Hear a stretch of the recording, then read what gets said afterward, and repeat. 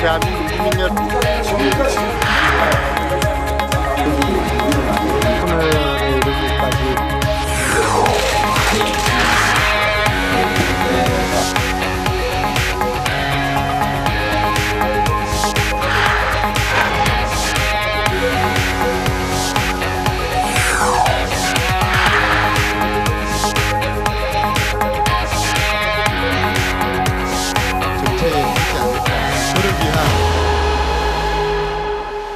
국정기획 비서관을 거쳐서 22대 국회 이제 초선 의원이 되셨습니다. 2달 정도 됐네요. 네. 소회가 어떠십니까? 당선의 기쁨은 잠시고요. 책임은 무한한 것 같습니다. 네. 뭐 4월 10일 우리 국민들께서 회초리를 드셨거든요. 그래서 수많은 함께 했던 동지들이 살아 돌아오지 못했어요. 그런데 그 192석이라는 위압감과 네. 108석이 가지는 그 무기력함은 정말 지금 현 2달 동안 우리 다 보셔서 알잖아요.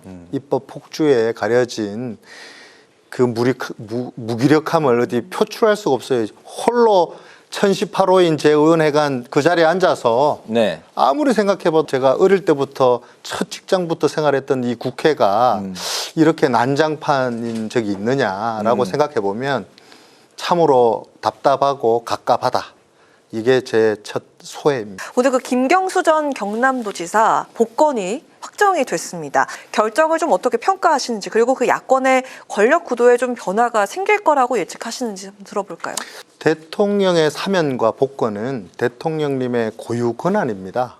당대표께서 의견을 가지고 물밑에서 대통령께 우려를 네. 내지는 당원이나 국민들의 생각들을 전달할 수는 있다고 봅니다. 그러나 고심 끝에 내린 대통령의 결정은 대국민 통합이라는 굵직한 메시지를 던지기 위해서 하신 결단이기 때문에 네. 우리는 반드시 그는 존중되어야 된다. 국회가 광복절의 행사에 참석하지 않는 것은 이번이 이제 처음이라고 이제 합니다. 우원식 국회의장도 대통령이 결자 해지해야 한다 이러면서 이제 비판에 가세한 상황인데 이번 사태 좀 어떻게 보고 계세요? 논란의 본질이 좀 잘못된 것 같아요.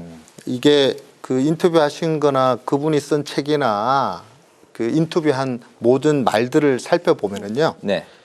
이거는 완전히 그 난데없는 7일몰이 칼춤을 추고 있는 민주당과 이종찬 우리 강복회장께서 사과해야 될 문제라고 생각해요, 저는요.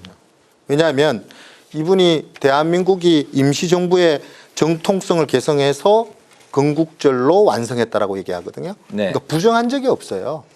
임시정부를 부정한 적이 없고 독립운동가들을 폄훼한 적이 없어요.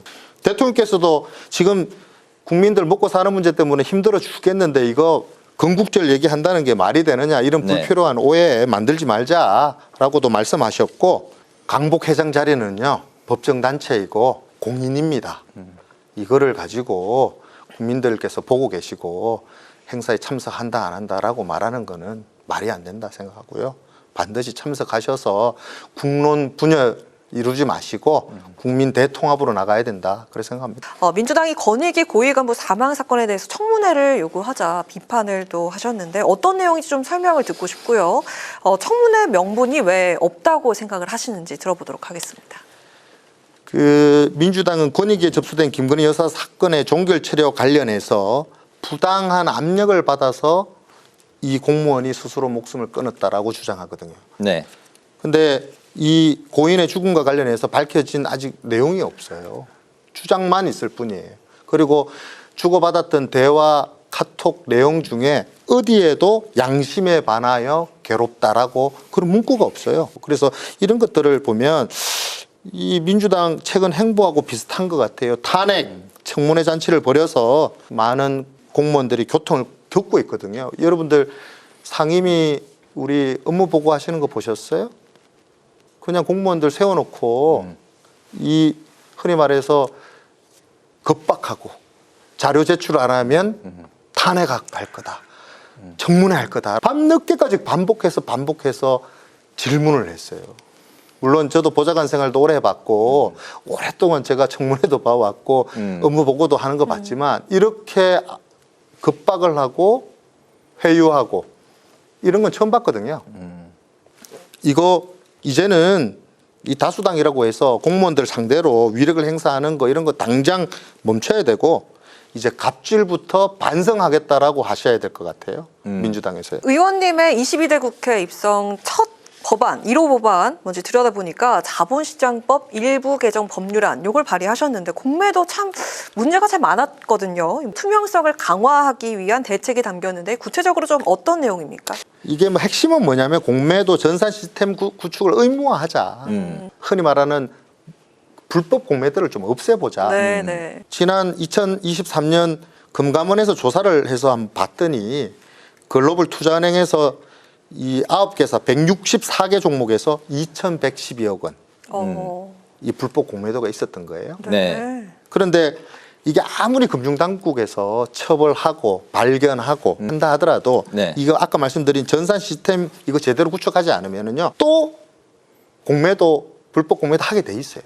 그러면 우리 국내 개미 투자자들은 또 손해를 보게 돼 있거든요. 네. 이걸 빨리 막아내야 된다. 그런 의미에서 법안을 발의하게 됐습니다. 가상자산에 대한 이제 관심이 참 뜨거운데 의원님께서 이제 내년에 이제 시행을 앞둔 가상자산 소득세를 도입하기 전에 시스템 정비가 더 우선돼야 된다 이렇게 말씀을 하셨습니다. 어떤 점들이 특히나 이제 또 우려되는 점들인지 또 이에 대한 대책은 또 어떤 건지 좀 들어볼까요?